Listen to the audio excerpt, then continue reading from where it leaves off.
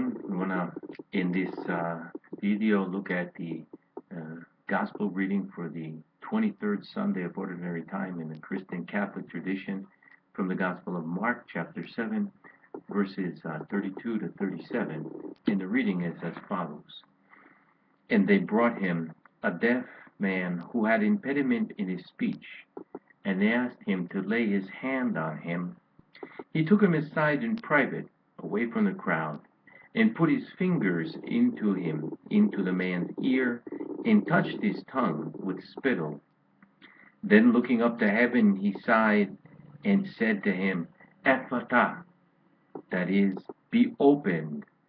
And his ears were opened, and the ligament of his tongue was loosened, and he spoke clearly. And Jesus ordered him to tell no one about it. But the more he insisted, the more widely they published it. Their admiration was unbounded. He has done all things well, they said.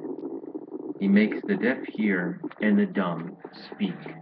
And that's a miracle that was never registered in the Old Testament, that a deaf or dumb person was healed by one of the prophets or anyone. And so it's a particular situation to underline, as many of the Jesus miracles are, to underline the greatness of the moment. And so this image of the person who is unable to hear and speak, and it's a figure to help us understand where we are blocked by resistances.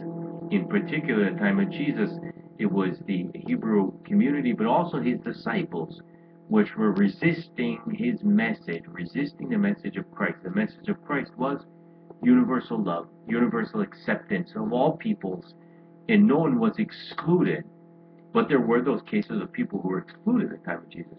Look at the lepers, for example, who were excluded not because they had an illness of the skin, but because they were considered to be sinners, and therefore had an illness of the sin. That was the punishment from God.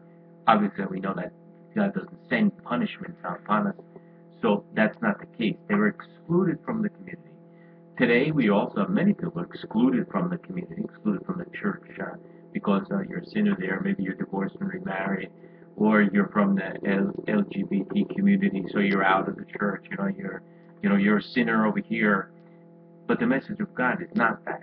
The message of God is acceptance. I love you for who you are.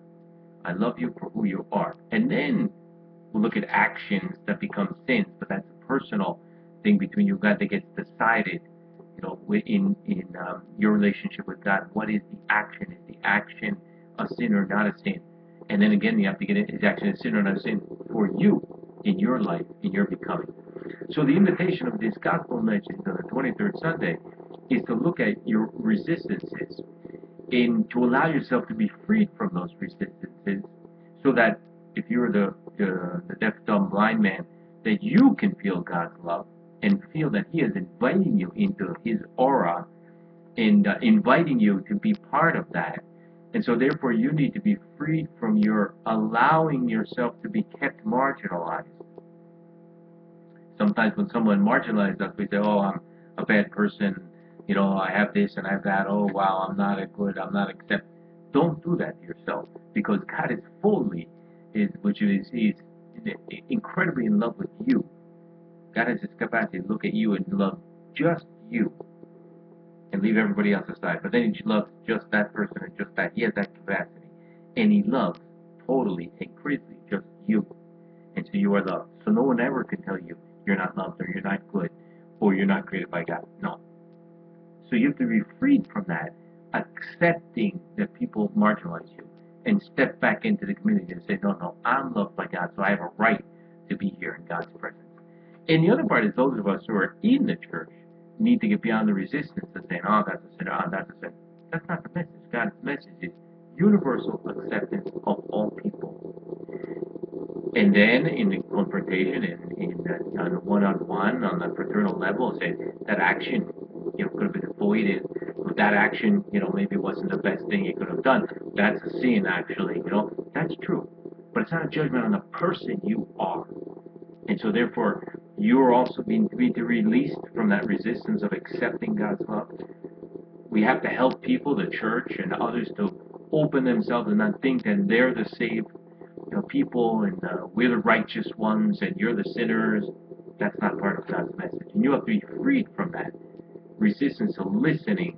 Like the deaf man doesn't listen well to God's message and thinks he's saved, but you're not saved. No, we have to get beyond that.